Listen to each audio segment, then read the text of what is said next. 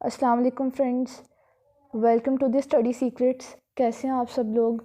उम्मीद है सब लोग खैरियत से होंगे और मैं भी खैरियत से हूँ। मैं खुद ही बता देती हूँ। अच्छा, तो आज हमने डिस्कस करना था कि फार्म डी क्या है, फार्म डी किस बला का नाम है। इसकी डिटेल में जाने से पहले मैं आप लोगों से थोड़ी सी बात करना चाहूँगी एमडी कैट के हवाले से और एफएससी के हवाले से। रिसेंटली आपने एफएससी के एग्ज़ाम्स दिए, माशाल्लाह अच्छा ही रिज़ल्ट आया होगा सबका। और एमडी कैट भी आपने दिया, कुछ का क्लियर हो गया और कुछ का नहीं हुआ क्लियर। अब जिनका क्लियर हो गया ना, उनकी भी दो कैटेगरीज़ हैं। जिनका नहीं क्लियर हुआ वो तो साइड पे हो जाए ना, उन्होंने जो है वो उम्मीद नहीं छोड़नी, अगले साल ट्राई करें, या नहीं करना तो अपनी फील्ड चेंज कर लें। अब जिनका क्लियर हो जाता है ना, उनमें भी दो कैटेगरीज आती हैं। एक कैटेगरी वो आती है कि जिनका एग्रीगेट बन जाता है और मेरिट लिस्ट में नाम आ जाता है, वो तो लकी पर्सन है ना, उनका एडमिशन हो जाता है किसी भी मेडिकल यूनिवर्सिटी में। उन्होंने अगले 5 साल मेडिकल यूनिवर्सिटी में दाखिला लेके समझो कि अपने आप को मेडिकल यूनिवर्सिटी का बच्चा बना लेना है, यानी कि अपनी सारी जान उधर ही मार देनी है उन्होंने। कुछ ऐसे आते हैं कि जिनका एग्रीगेट जो है वो नहीं बनता, मेरिट लिस्ट में नाम नहीं आता, लेकिन टेस्ट पास हो जाता है। अब उनमें कुछ महापुरुष ऐसे होते हैं कि जो बड़े ही रिच होते हैं, माशाल्लाह से अल्लाह ताला ने उन्हें दी होती है दौलत, अल्लाह उनकी दौलत में और ज़्यादा बरकत डाले, तो वो प्राइवेट वाली साइड पे चले जाते हैं। और कुछ ऐसे होते हैं कि जो नहीं कर सकते, ठीक है, तो उनके लिए फिर आ जाती हैं आगे से फार्म डी, डीपीटी और न्यूट्रिशन, बायोटेक, ये सारी फील्ड्स आ जाती हैं। या वो किसी और फील्ड में चले जाएं अगर वो बीएस वाली साइड पे जाना चाहते हैं तो, ठीक है। अब कुछ ऐसे होते हैं जो फार्म डी को चूज़ कर लेते हैं, मेरे जैसे नालायक। खैर ये बहुत ही डिफ़िकल्ट है डिग्री, बहुत ज़्यादा डिफ़िकल्ट है।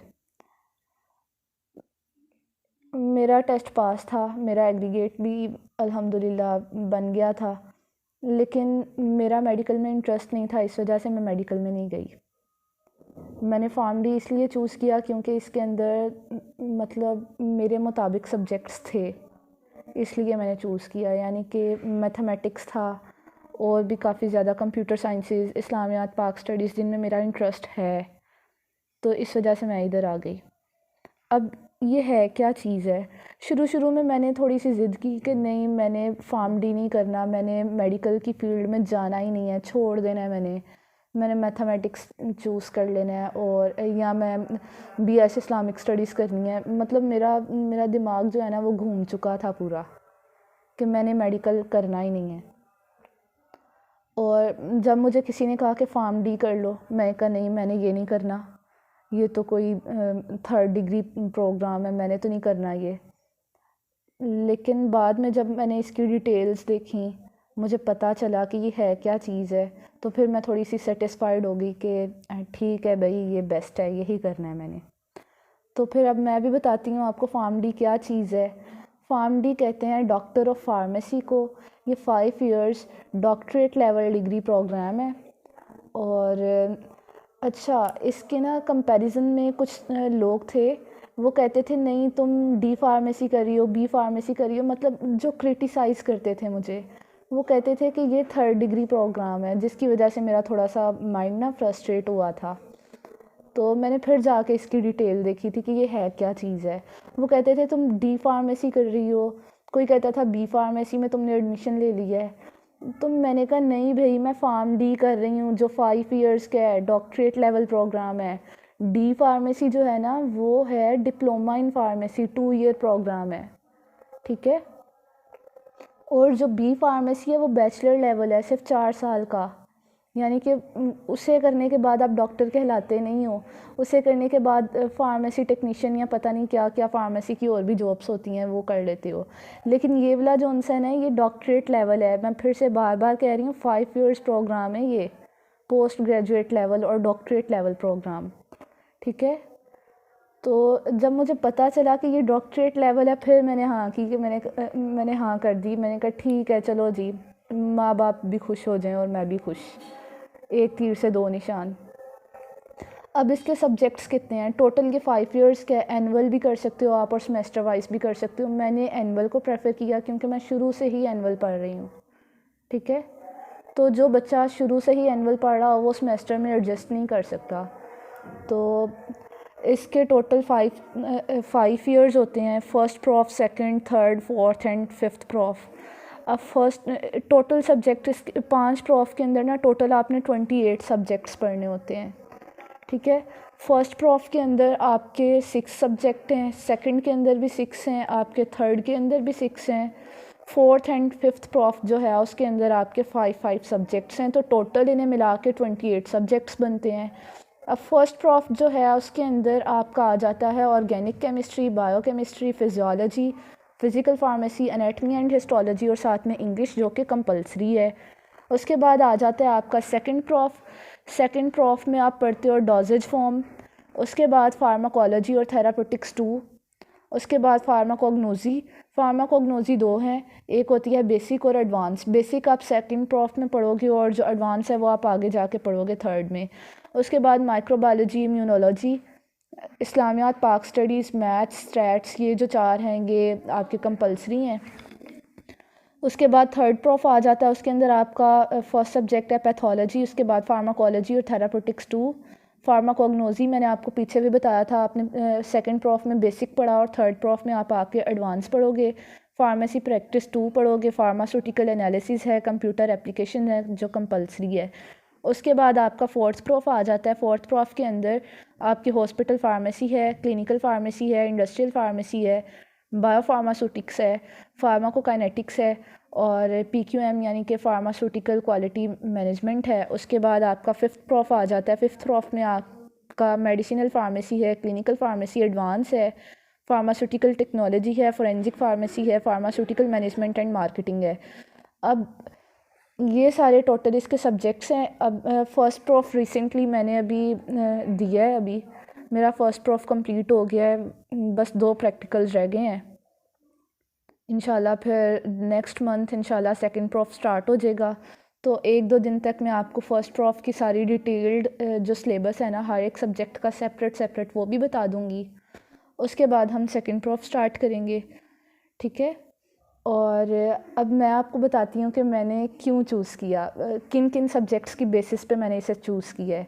सबसे पहले मैथमेटिक्स, जो कि मेरा बेस्ट सब्जेक्ट है, जिसमें मैंने हमेशा 100% स्कोर लिया है।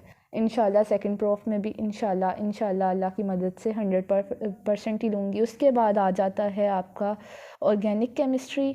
ऑर्गेनिक केमिस्ट्री तो मेरा फेवरेट तरीन सब्जेक्ट। अगर हम ऑर्गेनिक केमिस्ट्री की बात करें तो वो तो बहुत ही पसंद है मुझे, ठीक है। मैथमेटिक्स के बाद तो ऑर्गेनिक केमिस्ट्री का नंबर आता है। उसके बाद आ जाता है फोरेंसिक फार्मेसी का नंबर। फोरेंसिक तो बहुत इंटरेस्टिंग सब्जेक्ट है, मैंने समझा नहीं है ना अभी तक पढ़ा है, लेकिन मैंने इसकी लैब्स और इसका म्यूज़ियम विज़िट किया है तो मुझे तो काफ़ी ज़्यादा इंटरेस्टिंग लगा है। और उसके बाद इस्लामियात, पाक स्टडीज़, ये तो हर बंदे की फ़ेवरेट होती है। पता नहीं आप लोगों की होगी भी या नहीं, लेकिन मेरी फ़ेवरेट है, जिसकी वजह से मैंने चूज़ कर लिया था ये। और पहला साल मैंने पढ़ा है, आसान लगा है। पहला साल जो है ना थोड़ा सा डिफ़िकल्ट लगता है, सबको डिफ़िकल्ट लगता है, लेकिन मेरे लिए भी डिफ़िकल्ट था, लेकिन मैंने इसे डिफ़िकल्ट होने नहीं दिया, ठीक है। मैंने चिल किया है, सही सारा साल चिल किया है, पढ़ाई भी की है, पढ़ाई के साथ साथ चिल किया है, ठीक है। इंशाल्लाह आप लोग भी करेंगे। मैं आप लोगों को टिप्स एंड ट्रिक्स बताती जाऊंगी कि कैसे करना है, कैसे लेके चलना है हर एक सब्जेक्ट को सारा साल, कितना टाइम देना है, ठीक है, किस तरह से नोट्स बनाने हैं, ये सारा इंशाल्लाह मैं आपको नेक्स्ट वीडियोस में बताऊंगी।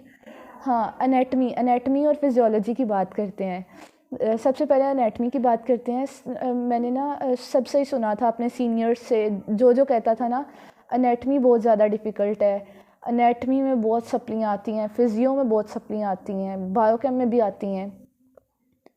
तो एनाटमी मैंने पढ़ी है सारी, मैंने यूट्यूब से पढ़ी है। नो डाउट कि हमारे टीचर्स बहुत अच्छा पढ़ाते हैं, लेकिन सीधी सी बात है कि मैंने उनकी एक भी नहीं सुनी, मैंने सारा यूट्यूब से पढ़ा है। और मैंने लोअर लिम्ब अपर लिम्ब, जबकि उसके साथ हमारा कोई कंसर्न नहीं है फार्मेसी वालों का, वो एमबीबीएस वालों का है, ठीक है। मैंने उसे भी पढ़ा और मुझे यकीन माने अनेटमी की इतनी अच्छी समझ आई है और मेरी फेवरेट 3 सब्जेक्ट अनेटमी है। लेकिन एक और ट्विस्ट आ जाता है यहाँ पे, हमें जो सा पेपर दिया गया ना उस तरह से नहीं मैंने पढ़ा। मतलब सारा मैंने पढ़ा, लोअर लिम्ब क्या होता है, अपर लिम्ब के अंदर कौन कौन सी बोन्स आती हैं, क्या क्या, मतलब जो जो चीज़ है इसके अंदर सारा मैंने पढ़ा, ठीक है। लेकिन क्लिनिकल से सारे एमसीक्यूज़ आए हुए थे, तो फिर जाके मुझे समझ आई कि ये सारे एनाटमी को डिफ़िकल्ट क्यों कह रहे थे, कि क्लिनिकल से उन्होंने सारे एमसीक्यूज़ दिए हुए थे, वो हमने पढ़ा नहीं था, ना टीचर्स ने हमें पढ़ाया। तो वो अब हमने क्लेम किया हुआ है, इंशाल्लाह अगर हो गया तो ठीक है, नहीं तो समझो मेरी भी सपली। लेकिन उम्मीद है कि हो जाएगा इंशाल्लाह पास। फ़िज़ियोलॉजी को सारों ने इतना डिफ़िकल्ट बनाया हुआ था कि फ़िज़ियोलॉजी बहुत मुश्किल है। असल में ना फ़िज़ियोलॉजी मुश्किल नहीं है, लेंथी है। फ़िज़ियोलॉजी समझ आ जाए तो बहुत आसान है, नहीं समझ आए तो फिर पहाड़ है। लेकिन ये लेंथी है और टाइम टेकिंग है। सिंपल 1 महीना लग जाता है इसे रेडी करने में। लेकिन अगर आपने साथ साथ सारे नोट्स बनाए होंगे ना, अपने हैंड रिटन, अपने हाथ से जो नोट्स बनाता है ना, उसके लिए कुछ भी डिफ़िकल्ट नहीं है। तो वीडियो लंबी हो गई है, आप सारे बोर भी हो रहे होंगे मेरी बातों से, इसलिए बेहतर यही है मेरे लिए कि मैं वीडियो को यहीं पे स्टॉप कर दूं और आपके लिए न्यू वीडियोस, हर एक सब्जेक्ट की डिफरेंट करिकुलम और डिफरेंट सब्जेक्ट्स की वीडियोस बनाऊं, ठीक है। तो तब तक के लिए अल्लाह हाफ़िज़। मेरे चैनल को सब्सक्राइब कर दीजिएगा, लाइक भी कर दीजिएगा और वीडियो को शेयर भी कर दीजिएगा। इतना करने से आपके हाथ नहीं दुखेंगे। तब तक के लिए अल्लाह हाफ़िज़।